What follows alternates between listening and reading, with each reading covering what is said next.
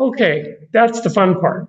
Now, what happens if we eat foods that were not genetically adapted for, such as meat and cheese?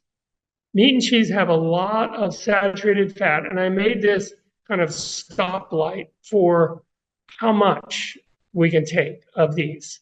So, percent of calories of saturated fat. If it's 5% or less, then our LDL is typically under 70 or not much over, say under 100. And our total cholesterol, 150 or less, which is referred to as the safe zone, the heart attack proof zone. If, however, you're eating something like 7% of calories or less, there may be some arterial clogging starting.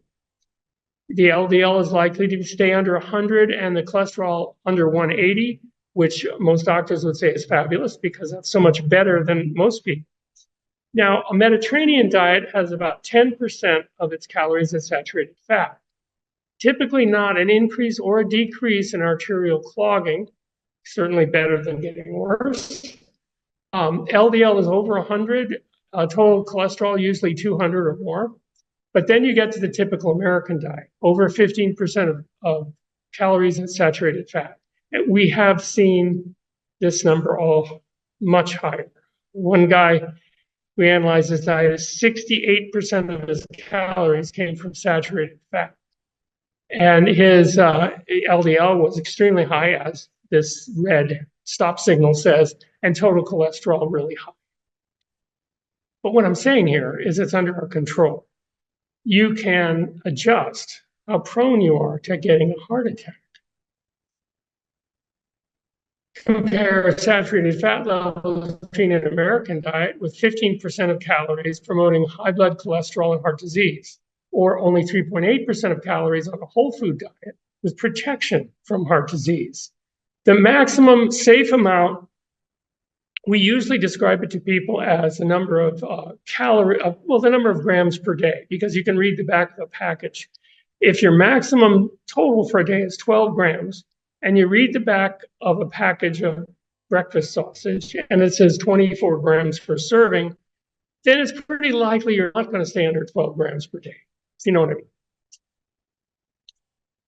This book is the Diabetes Breakthrough, which I wrote because there's a misunderstanding about how people get diabetes and how to stop having diabetes. This is available only on my website, drsteveblake.com, there on your screen. I don't subscribe to Amazon for various reasons. A high dietary saturated fat creates insulin resistance. Insulin resistance means that, okay, you eat, let's say, 2 donuts. Your blood sugar spikes up really high. At that point, your pancreas, the beta cells, and the islets of Langerhans puts out insulin. The insulin travels through your body trying to put the blood sugar into the cells for energy and for storage, but not in the bloodstream where it's damaging.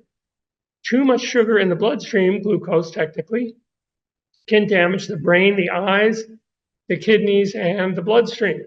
So we really need to get that sugar out of the bloodstream. Now, this diagram is from a paper that I wrote, and it shows insulin there, a little circle, and the insulin is going to lock onto an insulin receptor.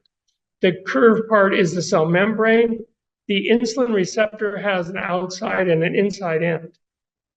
However, there are fewer insulin receptors if you eat too much saturated fat, about half as many. So already it's going to be tough to get that blood sugar out of the blood and into the cells. And then there's a problem that the saturated fat, through interesting and technical ways, managed to stop the insulin substrate receptor from locking onto the inside end of that insulin receptor. So nothing happens. The glucose stays in the bloodstream and damages things, and you don't have any energy because it's not going into your cell. Now, this sets up a little cascade. There's an arrow there.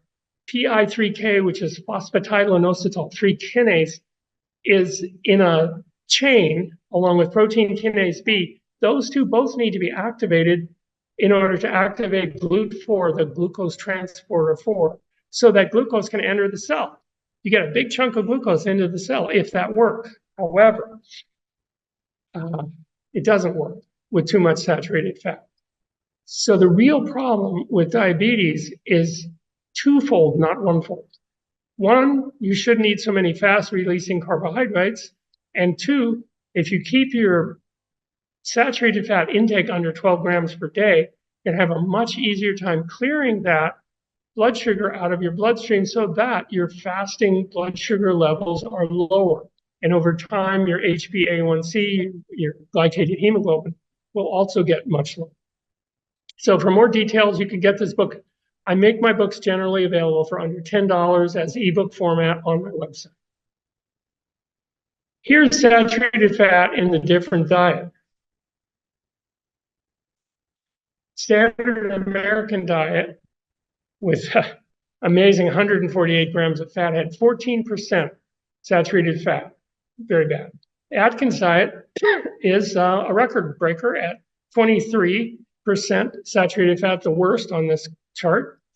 The zone diet and the paleo diet had about 10, although variations of the paleo diet do have more than that. The keto diet definitely had the worst percent of fat and the amount of fat and a very high 19% of calories of saturated fat. South Beach was a little better. Transition vegetarian diet, because of the large amount of cheese, got up to 15% saturated fat, not healthy. Mediterranean diet was 8, almost good enough. It varies between 8 and 10, and it can vary quite a bit depending on what people eat. Vegan whole food diet was a comfortable 4. The McDougall diet, where you're eating almost no fats or oils at all, was 2, and the raw vegan diet 6. Now, I have to say there is a downside to extremely low-fat diets. If you're only getting in 12 grams of fat in an entire day, that's not enough. You need about 17 grams of fat if they were in the purified essential fatty acid form. People need 2 essential fatty acids. The McDougall diet and many other diets that are extremely low fat like that, they simply don't have enough of either the essential fatty acids or vitamin E, and they make it impossible to actually absorb carotenoids, those colorful pigments that are antioxidant, anti-inflammatory, so valuable that they can't be absorbed on such a low-fat diet. The raw vegan diet, of course, was fine on saturated fat, and it typically is because raw means whole food. Here's another book that I've written. It's called No More Heart Attack. Shows you how to lower your risk of a heart attack or a second heart attack. I am heartened, can I say, by friends of mine who've gotten heart attacks decades ago, followed the advice in this book, and are still here on this planet and not dead from another heart attack. Unfortunately, a lot of people get one heart attack and sometimes more, and sometimes they're fatal the first time. So would love it if you or a loved one needs this book, as I say, under $10 at drsteveblake.com. I hope that can help you lower your risk of heart disease. So what happens when people eat a diet that looks like that? I'm going to change the slide quickly. Are humans adapted to eat meat? What happens? If you eat red meat, it raises the risk of heart attack 2.5 times. Now, there is a small citation here to Clinical Nutrition Research 2019, a study. This was a case control study in an Iranian population, and they looked at people who ate more meat and less meat, and the ones who ate more had 2.5 times as much risk of heart attack. Notice they're not comparing these people to vegans. They're comparing the people who eat less meat.